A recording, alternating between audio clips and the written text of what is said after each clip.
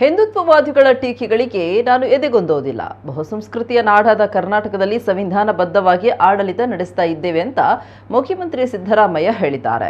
ಉಳ್ಳಾಲ ಸೈಯದ್ ಮದನಿ ದರ್ಗಾದ 22ನೇ ಪಂಚವಾರ್ಷಿಕ ಉರೂಸ್ ಪ್ರಯುಕ್ತ ದರ್ಗಾ ವಠಾರದಲ್ಲಿ ಶುಕ್ರವಾರ ನಡೆದ ಸಾಮಾಜಿಕ ಭಾವೈಕ್ಯತಾ ಸಮಾವೇಶ ಉದ್ಘಾಟಿಸಿ ಅವರು ಮಾತನಾಡಿ, ಬಹುಸಂಸ್ಕೃತಿಯ ನಾಡು ಆಗಿರುವ ಕರ್ನಾಟಕದಲ್ಲಿ ಸಂವಿಧಾನ ಶಿಲ್ಪಿ ಡಾಕ್ಟರ್ BR ಅಂಬೇಡ್ಕರ್ ಅವರ ಆಶಯದಂತೆ ಸರ್ಕಾರ ನಡೆಸಲಾಗ್ತಾ ಇದೆ. ಸರ್ವರನ್ನು ಸಮಾನವಾಗಿ ಕಾಣಲಾಗ್ತಾ ಇದೆ. ಇದರಿಂದ ವಿಚಲಿತರಾಗಿರುವ ಹಿಂದುತ್ವವಾದಿಗಳು ನನ್ನ ವಿರುದ್ಧ ವೈಯಕ್ತಿಕ ಟೀಕೆಗಳನ್ನು ಮಾಡ್ತಾ ಇದ್ದಾರೆ. ಆದರೆ ತಾನು ಎಂದೂ ಕೂಡ ಇಂತಹ ಟೀಕೆಗಳಿಗೆ ಹೆದರುವುದಿಲ್ಲ. ಸುಮಾರು 7 ಕೋಟಿ ಜನಸಂಖ್ಯೆ ಇರುವ ಕರ್ನಾಟಕದಲ್ಲಿ ನಾನಾ ಜಾತಿ, ಧರ್ಮ, ಭಾಷೆ, ಸಂಸ್ಕೃತಿಯ ಜನರಿದ್ದಾರೆ. ಎಲ್ಲರನ್ನ ಒಗ್ಗೂಡಿಸಿಕೊಂಡು ಹೋಗೋದು ನಮ್ಮ ಸರ್ಕಾರದ ಜವಾಬ್ದಾರಿಯಾಗಿದೆ. ಸಂವಿಧಾನಬದ್ಧವಾಗಿ ಅಧಿಕಾರ ವಹಿಸಿಕೊಂಡ ನಾವು ಅದರಂತೆ ಆಡಳಿತ ನಡೆಸ್ತೇವೆ. ಮನುಷ್ಯರನ್ನ ದ್ವೇಷಿಸದೆ ಪ್ರೀತಿಸ್ತಾ ಇದ್ದೇವೆ. ಸಾಮಾಜಿಕ ನ್ಯಾಯ ಕೊಡ್ತಾ ಇದ್ದೇವೆ ಅಂತ ಹೇಳಿದರು. ಉಳ್ಳಾಲ ಖಾಜಿ AP ಅಬೂಬಕರ್ ಮುಸ್ಲಿಯಾರ್ ಅಧ್ಯಕ್ಷತೆ ವಹಿಸಿದ್ರು. ಸ್ಪೀಕರ್ UT ಖಾದರ್, ಕಡಲುಂಡಿ ಖಲೀಲುಲ್ ಇಬ್ರಾಹಿಂ ಬುಖಾರಿ ತಂಗಳ್ ಮತ್ತು ಮುನವರ್ ಅಲಿ ಶಿಹಾಬ್ ಅಲಿ ತಂಗಳ್ ಮಾತನಾಡಿದರು. ಉಳ್ಳಾಲ ದರ್ಗಾ ಅಧ್ಯಕ್ಷ BJ ಹನೀಫ್, ಜಿಲ್ಲಾ ಉಸ್ತುವಾರಿ ಸಚಿವ ದಿನೇಶ್ ಗುಂಡೂರಾವ್, ಸಚಿವರಾದ ರಹೀಂ ಖಾನ್, ಭೈರತಿ ಸುರೇಶ್, ಕೃಷ್ಣ ಬೈರೇಗೌಡ, ಮುಖ್ಯಮಂತ್ರಿಯ ರಾಜಕೀಯ ಕಾರ್ಯದರ್ಶಿ ನಜೀರ್ ಅಹಮದ್ ಮುಂತಾದವರು ವೇದಿಕೆಯಲ್ಲಿದ್ದರು.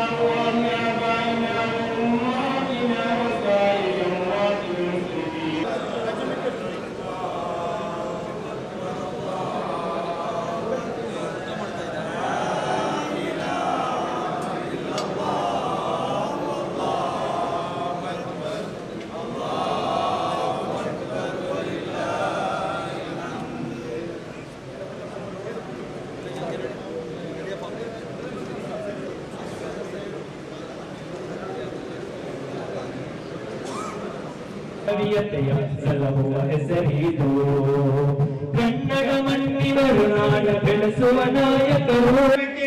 ಇವತ್ತಿನ ಕಾರ್ಯಕ್ರಮಕ್ಕೆ ಈ ಜನೋತ್ಸವ ಇನ್ನೊಬ್ಬ ನಾಯಕರು ಆದಂತಹ ನಮ್ಮ ಉಪದೇಶ ನೀಡುತ್ತಿರುವ, ಸಲಹೆ ನೀಡುತ್ತಿರುವ, ಸಹಕಾರ ನೀಡುತ್ತಿರುವ CM ಗೌರವಾನ್ವಿತ CM ಇಬ್ರಾಹಿಂ ಬೆಂಗಳೂರಿನ SMR ರಶೀದಾಜಿ, ಜೈನಿ ವಸ್ತಾದ್, ಎಲ್ಲ ಸಾವುಲ್ ಹಮೀದ್, ಎಲ್ಲ ನಾಯಕರನ್ನು ನಮ್ಮ ದೇಶದಲ್ಲಿ ಎಲ್ಲ ಧರ್ಮದ ಜನ ಇದ್ದಾರೆ, ಎಲ್ಲ ಜಾತಿಯ ಜನ ಇದ್ದಾರೆ, ಎಲ್ಲ ಭಾಷೆಯ ಜನ ಇದ್ದಾರೆ, ಎಲ್ಲ ಸಂಸ್ಕೃತಿಯ ಜನ ಇದ್ದಾರೆ.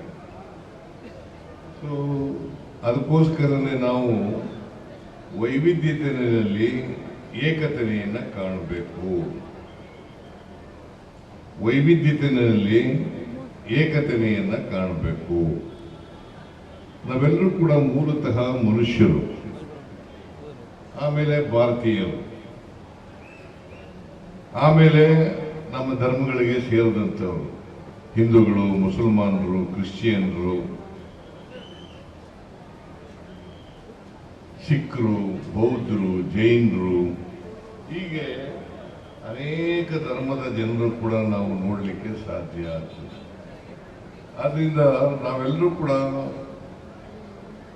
ಭಾರತೀಯರಾಗಿ ಇರಬೇಕಾದ್ರೆ ನಾವು ಪರಸ್ಪರ ಒಂದು ತಾಯಿಯ ಮಕ್ಕಳಂತೆ, ಅಣ್ಣ ತಂದಿರಂತೆ ಬದುಕ್ತಕ್ಕಂಥ ವಾತಾವರಣವನ್ನು ನಿರ್ಮಾಣ ಮಾಡಬೇಕು.